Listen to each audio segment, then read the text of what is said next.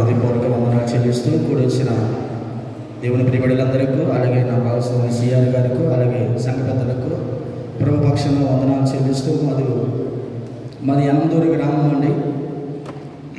యనమదూరు నుంచి వచ్చిన నా పేరు ప్రకాష్. దేవుని వాక్యం అందించడానికి సిద్ధపడి వచ్చున్నాను. కొద్ది నిమిషాలు దేవుని వాక్యాన్ని శ్రద్ధగా వినాలని సమయం కొద్దిగా ఇచ్చారు కనుక జాగ్రత్తగా వాక్యము పేతురు రాసిన రెండవ పత్రిక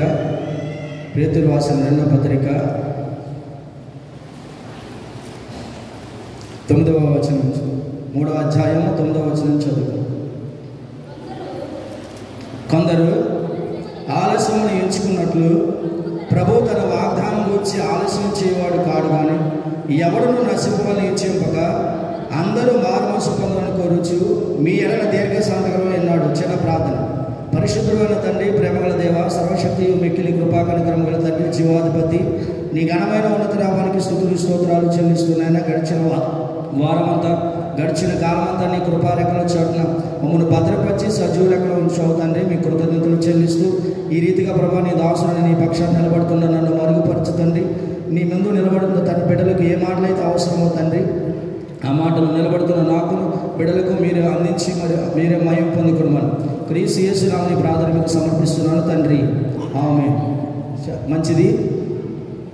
పేతురు గారు రాసిన రెండవ పత్రిక 3వ అధ్యాయంలో 9వ వచనం మనం చదువుకున్నట్లుగా, కొందరు ఆలస్యమని ఎంచుకున్నట్లు ప్రభువు తన వాగ్దానం గురించి ఆలస్యం చేయవాడు కాడు, కానీ ఎవడును నశింపవని ఇచ్చేయక అందరూ మారు మనసు పొందాలని దేవుడు ఆలస్యం చేస్తాడు. 2025వ సంవత్సరం 2000 సంవత్సరాల కింద నుంచి ఈ మాట మనం వింటూనే ఉన్నాం. అందులో అనేక మంది సేవకుల ద్వారా ఈ వాక్యాలు మనం వింటూనే ఉన్నాం. ప్రతి ఒక్క ఆదివారం మన మందిరానికి వస్తున్నాం. అనేక పండుగల్లో దేవుని యొక్క రక్షణ గురించి, దేవుని యొక్క మారు మనసు గురించి అన్ని వింటూనే ఉన్నాం. ప్రభువు యొక్క రాకడ గురించి మనకు తెలియని వారు ఎవరు లేరు, చిన్నపిల్లలు తప్ప.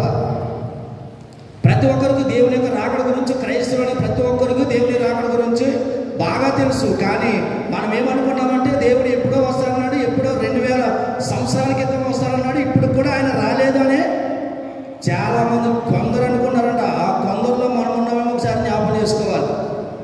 కొందరు ఏమనుకున్నారంట, కొందరు ఆలస్యం ఎంచుకున్నట్లు ప్రభు తన వాగ్దానం గురించి ఆలస్యం చేయవాడు కాడు, కానీ ఎవరును నశింపవని ఇచ్చింపక ఎవరు నశించకూడదని ఆయన ఇష్టం చెబుతున్నాడు.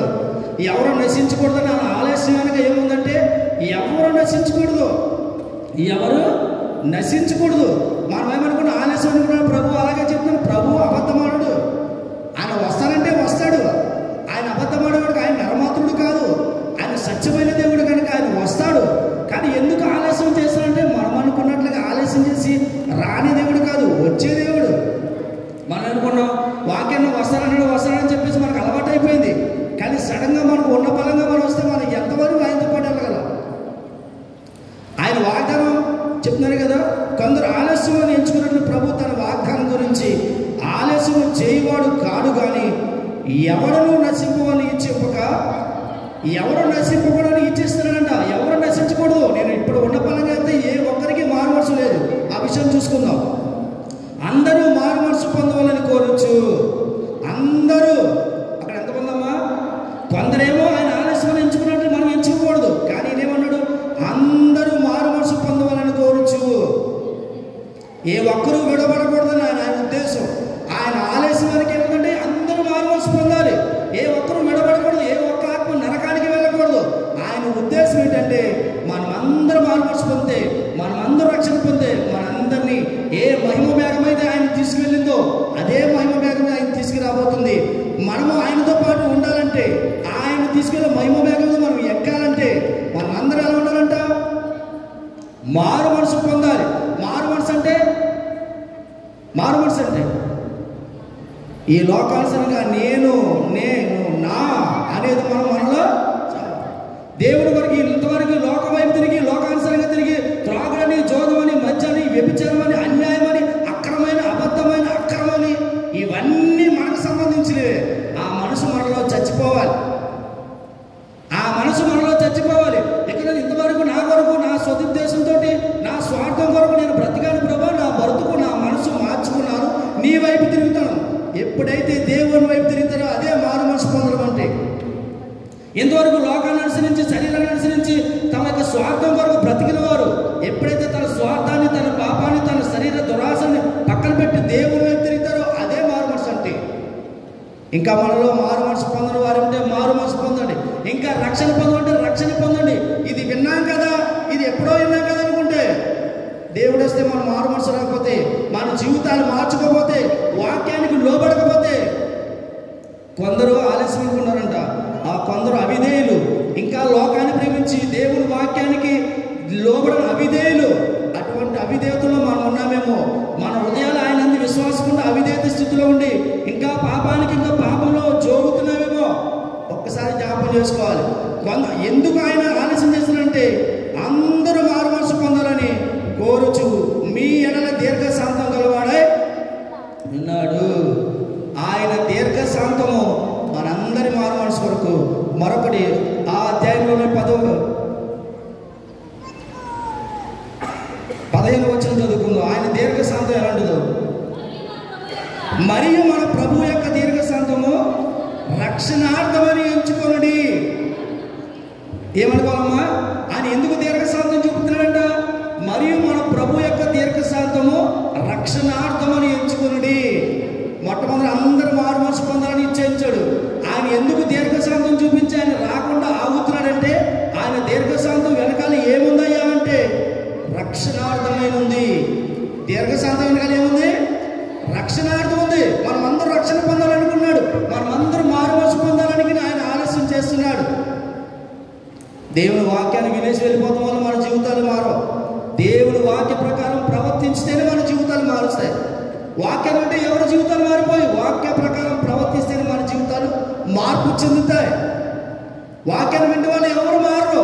బయట ఉన్న వాళ్ళు కూడా వాక్యాలు వింటే వారి జీవితాలు మారవు. కానీ వాక్య ప్రకారం నడవాలని ఒక తీర్మానం తీసుకుంటే, వాక్యానికి విధేయత చూపితే మన బ్రతుకులు మార్చబడతాయి.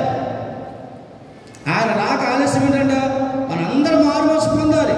ఆయన దీర్ఘశాంతి దాని వెనక అర్థం ఏంటంట? మనమందరము రక్షణార్థం అంటే ఆయన దాని వెనకాల రక్షణార్థం అంటే మనమందరం రక్షణ పొందాలి. మనం క్రైస్తవులుగా ఉన్నాం, వెంబడిస్తున్న ఆదివారం వచ్చి కూర్చున్నాం. ఎన్నో విలువైన వాక్యాలు మన జీవితాల్లో మన మీద వరదవలే వెళ్ళిపోతున్నాయి. కానీ మనం మారు మనసు పొందలేదు, ఇంకా రక్షణ పొందలేదు. ఆదివారం 2 గంటలు, 1 గంట మన వాక్యం వింటే మన జీవితాలు మారిపోతాయి. ఈ ఒక్క 2 గంటలు మన ఆదివారం మందిరంలో కూర్చుని ఇంకేదో మనం సాధించినట్టు కాదు.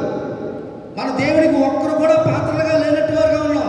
దేవుడికి పనికొచ్చే పాత్రగా ఉండాలని దేవుడు మనం సృష్టించాడు.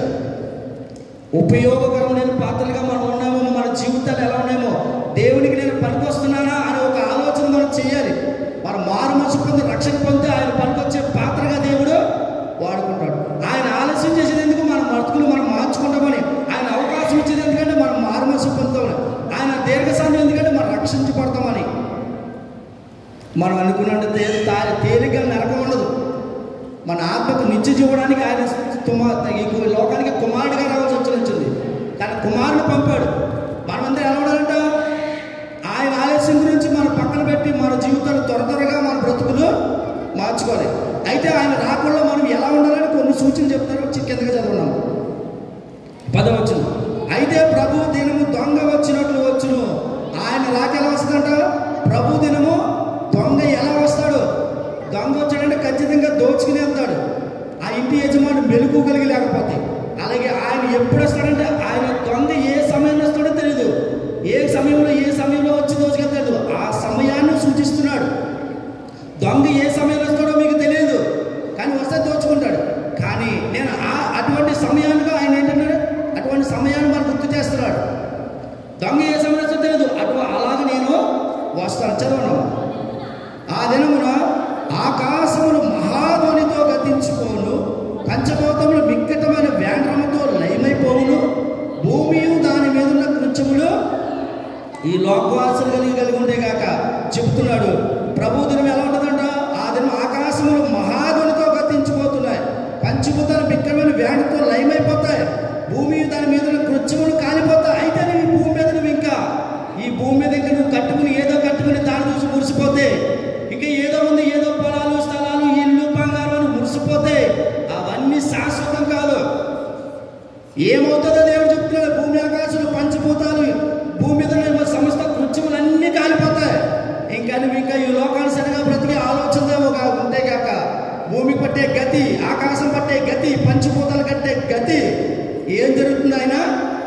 చెబుతాడు. మరి కిందకు చదువుతాం. ఇవన్నీ ఇట్లు లయమైపోవునవు కనుక ఆకాశము రగులుకుని లయమైపోయినట్టు పంచభూత మహావేణంతో కలిగినట్టు ఉంటాయి. మనం ఏం చేయాలంట? మారు మనసు పొంది రక్షణ పొంది ఏం చేయాలంట? దేవుని దినపు రాకడ కొరకు కనిపెట్టచ్చు. మనం ఏం చేయాలంట?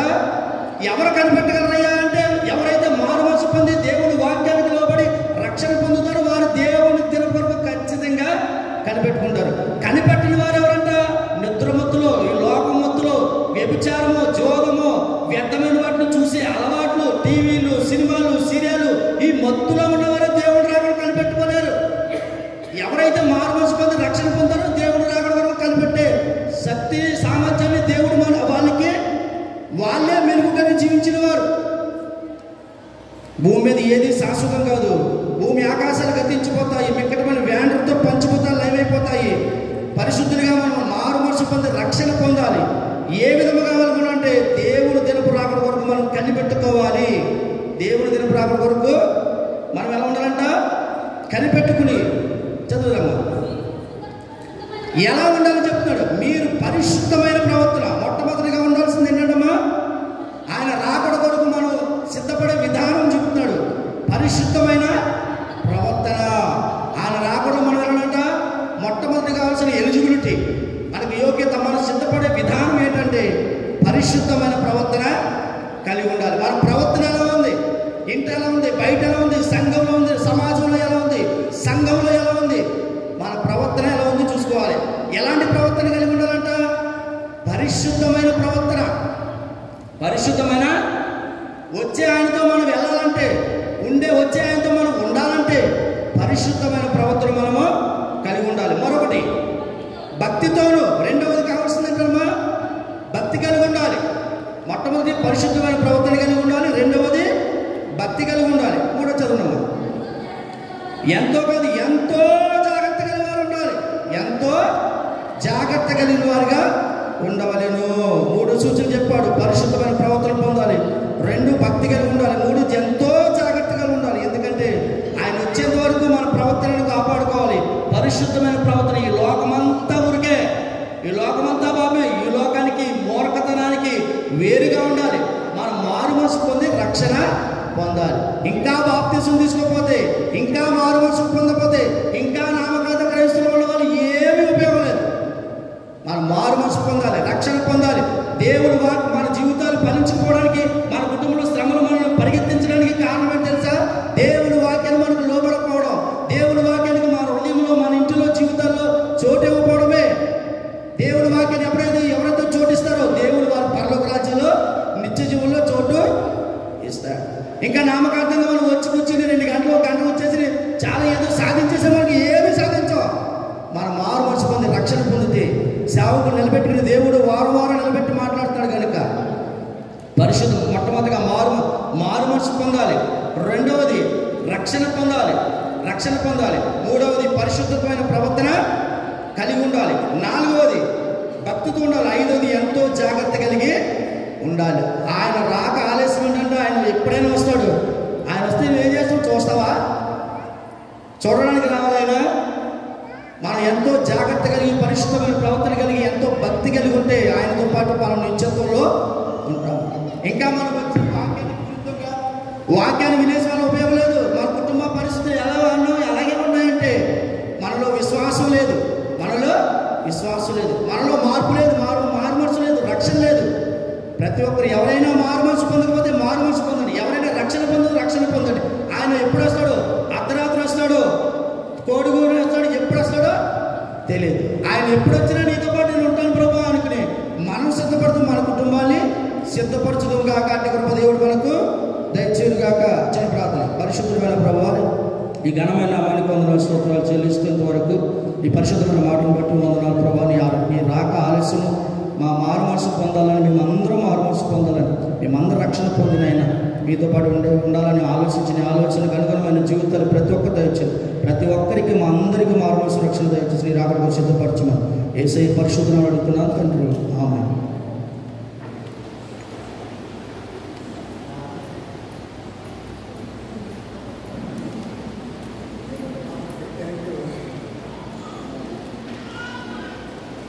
థ్యాంక్ యూ బ్రదర్ ప్రకాష్ గారు క్లుప్తంగా అందించినటువంటి సందేశాన్ని బట్టి దేవునికి మహిమ కలుగుగాక. ఆమేన్. ఒక 2 మాటలు చెప్పేసి దీవిస్తాను.